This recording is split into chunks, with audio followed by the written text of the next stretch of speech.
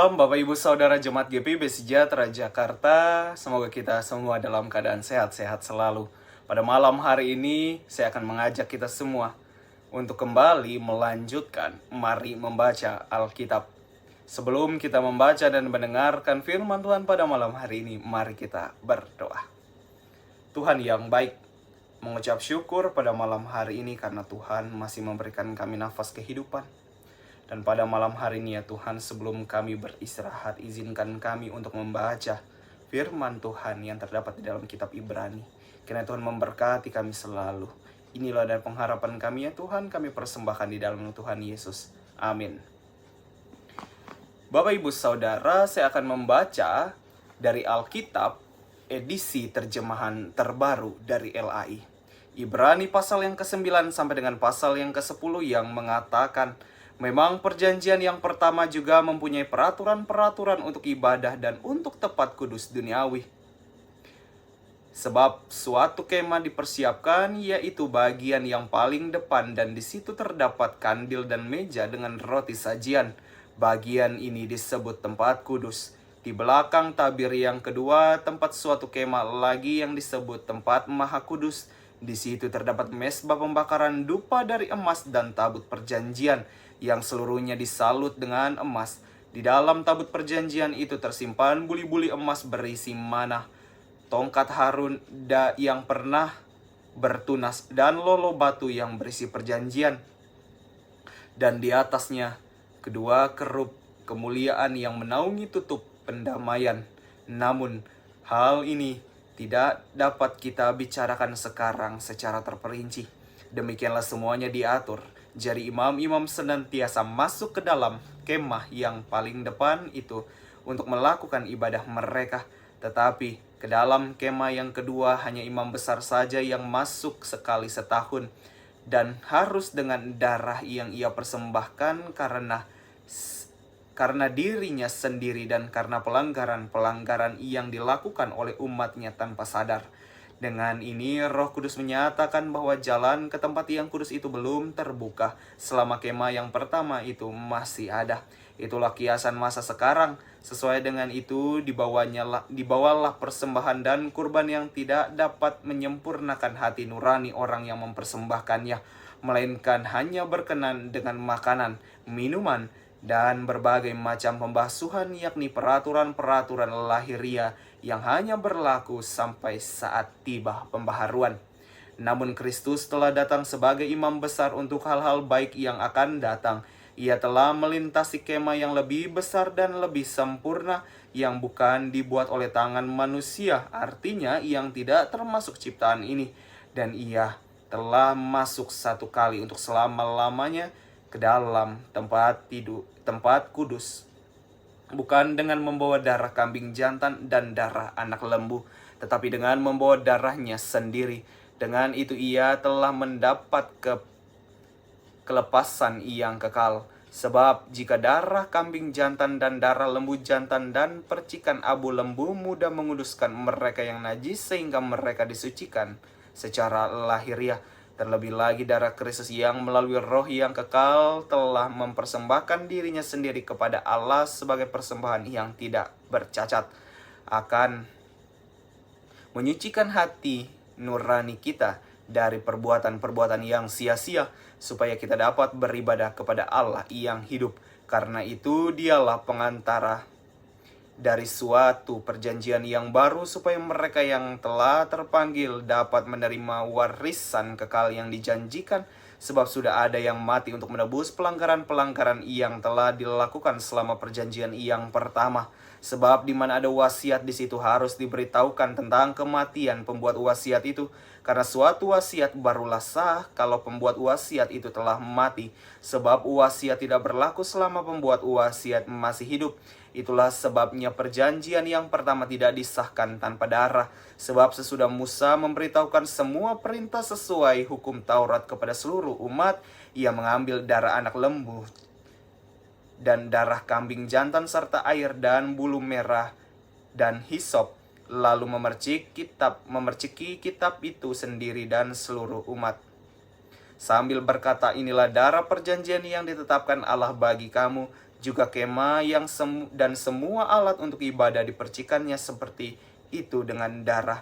Menurut hukum Taurat, segala sesuatu disucikan dengan darah, dan tanpa penumpahan darah tidak ada pengampunan. Jadi segala sesuatu yang melambangkan apa yang ada di surga haruslah disucikan secara demikian. Tetapi benda-benda surgawi sendiri harus disucikan dengan persembahan-persembahan yang lebih baik daripada itu. Sebab Kristus bukan masuk ke dalam tempat kudus buatan tangan manusia yang hanya merupakan gambar dari yang sebenarnya, tetapi ke dalam surga sendiri untuk menghadap hadirat Allah demi kita. Itu bukan masuk untuk mempersembahkan dirinya sendiri berulang-ulang sebagai imam besar setiap tahun masuk ke dalam tempat kudus dengan darah yang bukan darahnya sendiri. Sebab jika demikian ia harus berulang-ulang menderita sejak dunia ini dijadikan.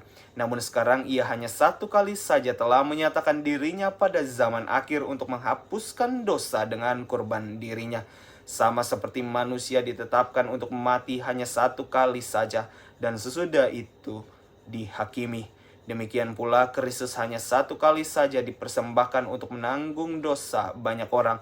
Sesudah itu ia akan menyatakan dirinya untuk kedua kalinya, bukan untuk menanggung dosa, tetapi untuk menganugerahkan keselamatan kepada mereka yang menantikan Dia. Pasal yang ke-10, di dalam hukum Taurat hanya terdapat bayangan saja dari hal-hal baik yang akan datang dan bukan wujud dari hal-hal tersebut. Karena itu dengan kurban yang sama yang setiap tahun terus-menerus dipersembahkan, hukum Taurat tidak mungkin menyempurnakan mereka yang datang beribadah. Sebab jika hal itu mungkin, bukankah orang tidak mempersembahkan kurban lagi, sebab mereka yang melakukan ibadah itu tidak sadar lagi akan dosa mereka setelah disucikan sekali untuk selama-lamanya. Tetapi justru dengan kurban-kurban itu setiap tahun orang diperingatkan akan adanya dosa. Sebab tidak mungkin darah lembu jantan atau darah kambing jantan menghapuskan dosa. Karena itu ketika ia masuk ke dunia, ia berkata, kurban dan persembahan tidak engkau kehendaki, tetapi engkau telah menyediakan tubuh bagiku. Kepada kurban bakaran dan kurban penghapusan dosa engkau tidak berkenan. Lalu aku berkata, sungguh aku datang seperti tertulis dalam gulungan kitab tentang aku, untuk melakukan kehendakmu, ya Allah. Di atas ia berkata, kurban dan persembahan, kurban bakaran dan kurban penghapusan dosa tidak engkau kehendaki, dan engkau tidak berkenan kepadanya, meskipun dipersembahkan menurut hukum Taurat. Kemudian katanya, sungguh aku datang untuk melakukan kehendakmu yang pertama. Ia hapuskan untuk menegakkan yang kedua. Karena kehendaknya inilah ia telah dikuduskan satu kali untuk selama-lamanya oleh persembahan tubuh Yesus Kristus.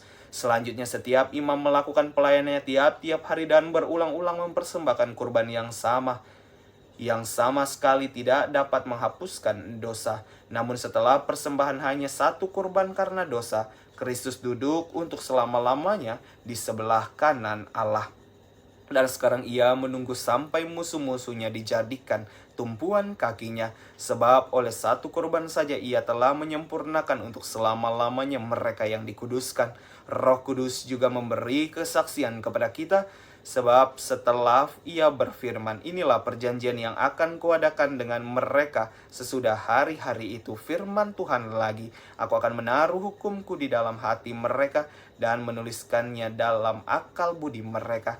Dan aku tidak lagi mengingat dosa-dosa dan pelanggaran mereka. Jadi apabila untuk semuanya itu ada pengampunan, tidak perlu lagi dipersembahkan kurban karena dosa.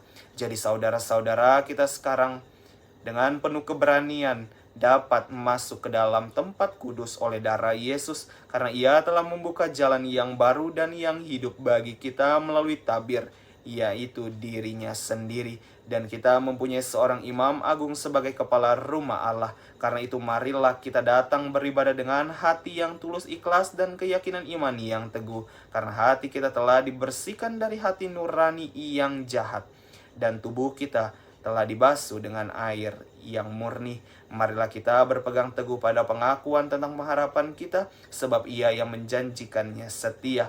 Marilah kita saling memperhatikan supaya kita saling mendorong dalam kasih dan dalam perbuatan baik. Janganlah kita menjauhkan diri dari pertemuan-pertemuan ibadah kita seperti yang dibiasakan oleh beberapa orang, tetapi marilah kita saling menasihati terlebih lagi sementara kamu melihat hari Tuhan mendekat. Sebab jika kita sengaja berbuat dosa sesudah memperoleh pengetahuan tentang kebenaran, maka tidak ada lagi korban untuk menghapuskan dosa itu. Sebaliknya, yang ada ialah penantian akan penghakiman yang mengerikan dan kobaran api yang dahsyat yang akan menghanguskan para pembangkang. Jika ada orang yang menolak hukum Musa, ia dihukum mati tanpa belas kasihan atas keterangan 2 orang atau 3 orang saksi. Bayangkan betapa lebih beratnya hukuman yang harus dijatuhkan atas orang yang menginjak-injak anak Allah dan menganggap najis darah perjanjian yang menguduskannya dan menghina roh anugerah. Sebab kita mengenal Dia yang berkata, "Pembalasan adalah hakku, akulah yang akan menuntut pembalasan," dan lagi, Tuhan akan menghakimi umatnya. Ngeri benar kalau jatuh ke dalam tangan Allah yang hidup. Namun ingatlah akan masa yang lalu sesudah kamu menerima terang. Kamu banyak bertahan dalam perjuangan berat dan penderitaan, baik waktu kamu dijadikan tontonan dengan mengalami cercaan dan penderitaan, walaupun waktu kamu mengambil bagian dalam penderitaan mereka yang diperlakukan demikian. Memang kamu telah turut merasakan penderitaan orang-orang hukuman, dan ketika hartamu dirampas, kamu menerima hal itu dengan sukacita, sebab kamu tahu bahwa kamu sendiri memiliki harta yang lebih baik dan lebih tetap. Sebab itu janganlah melepaskan kepercayaanmu, karena besar upahmu yang menantikannya. Sebab kamu memerlukan ketekunan, supaya sesudah kamu melakukan kehendak Allah, kamu memperoleh apa yang dijanjikan itu.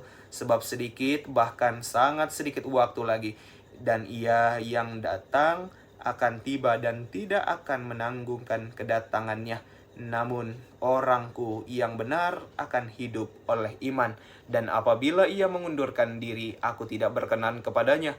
Namun kita bukanlah orang-orang yang mengundurkan diri dan binasa, tetapi orang-orang yang percaya dan beroleh hidup. Demikianlah firman Tuhan. Bapak, Ibu, Saudara, mari kita berdoa. Tuhan Yesus yang baik, kami mengucap syukur karena pertolongan Tuhan kami dapat membaca dan mendengarkan firman Tuhan pada malam hari ini dengan baik. Biarlah apa yang kami baca ini dapat menjadi pegangan kehidupan kami menjadi orang-orang benar, ya Tuhan.